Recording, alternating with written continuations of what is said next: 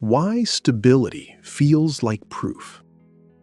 There is a moment when a thought makes the system feel steady. The pressure lowers. The movement stops. The mind no longer feels pulled in too many directions. And because of that, the thought begins to feel convincing. Not because it has been proven, because it stabilizes you.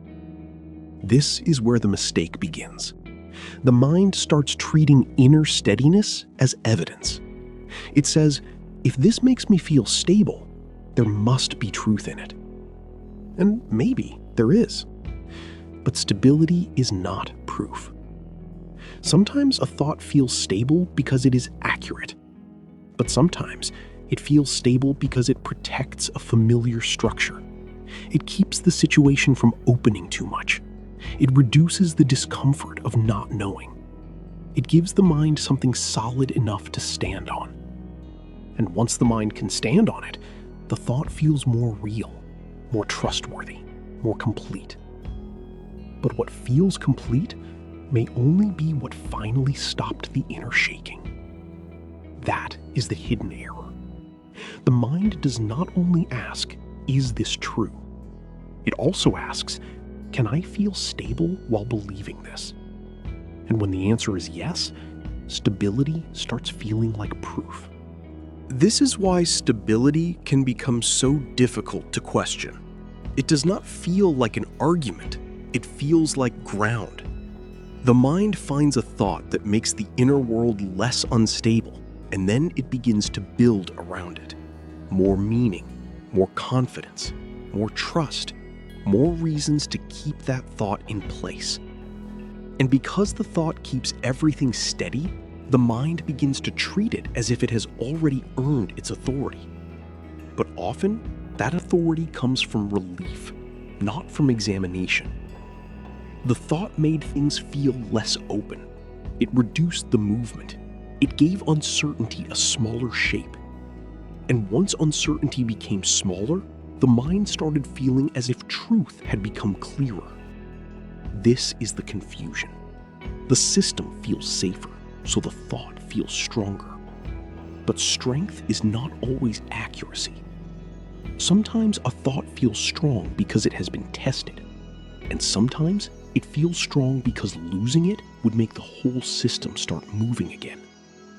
That is why stability can feel like proof, even when it is only protection. This is why a stable thought can begin to feel more convincing than a true one. A true thought may disturb you first. It may open something. It may complicate what felt simple. It may make the mind less certain before it becomes more honest. But a stable thought does something different. It gives you an immediate sense of position. It says, stand here. Think this. Hold this meaning. This will keep things together. And because the mind wants to stay together, that thought begins to feel correct. Not later, immediately. The feeling of steadiness arrives before the testing, before the deeper seeing, before the question has been allowed to move all the way through. And once steadiness arrives, the mind becomes less curious.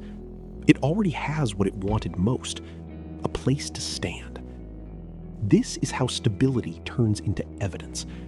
The mind feels grounded, and then uses that grounded feeling to justify the thought that created it. This is why the body can make a thought feel proven before the mind has really looked. The body relaxes. The breath becomes easier. The pressure lowers. The inner movement slows down. And the mind says, this must be right. But sometimes what the body is confirming is not truth. It is safety.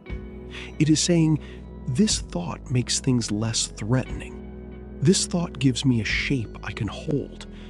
This thought keeps me from having to remain open inside uncertainty. That does not make the thought false, but it does mean the feeling of stability has to be understood carefully. Because the body can feel steadier around what is familiar. It can feel steadier around what is incomplete. It can feel steadier around what protects an old structure. And if the mind uses that steadiness as proof, it may stop examining the thought exactly when the thought has become emotionally useful. That is the risk. The thought feels true because it holds you together. But being held together is not always the same as seeing clearly. This is why the mind often protects the thought that gives it stability. Not because the thought has answered everything, because without it, everything starts to move again. The doubt returns, the uncertainty opens, the old pressure begins to rise, and the mind feels as if something important is being lost. But often what is being lost is not truth, it is steadiness. The system had found a position where it could stop shifting, and now anything that questions that position feels like a threat to the ground itself. This is how stability turns into proof. The mind says, if questioning this makes me feel unstable, then the question must be wrong. But that is not always true. Sometimes the question is not wrong. It is only disturbing the structure you were using to feel certain. And if the mind cannot tell the difference, it will defend stability as if it were defending truth. This is why stability can make the mind less honest without making it feel dishonest. The mind is not saying, I want to believe something false. It is saying, I want to stay steady. And that feels reasonable. It feels human. It feels necessary. It feels like choosing the ground instead of the fall. But sometimes, the ground itself has to be questioned. Sometimes the thing that keeps you stable is also the thing that keeps the picture too narrow. It gives you balance, but it removes complexity. It gives you certainty, but it blocks movement.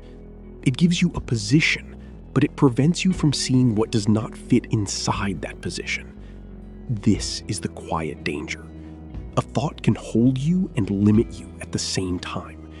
It can make you feel safe while keeping something important outside the frame. And because it feels safe, the mind does not recognize the limitation. It only feels the stability. Then it calls that stability proof. This is why questioning a stable thought can feel like questioning your own ground. The mind does not only hear, maybe this thought is incomplete. It hears, maybe I have to move again. And movement can feel threatening when stability has become the measure of truth. So the mind may resist before the question has even been understood. It may close around the familiar position. It may return to the thought that made everything feel organized. It may say, this is just doubt. This is unnecessary. This is making things worse. But sometimes what feels worse is only the loss of the stable shape, not the loss of truth. The thought may still have value. It may still contain something real.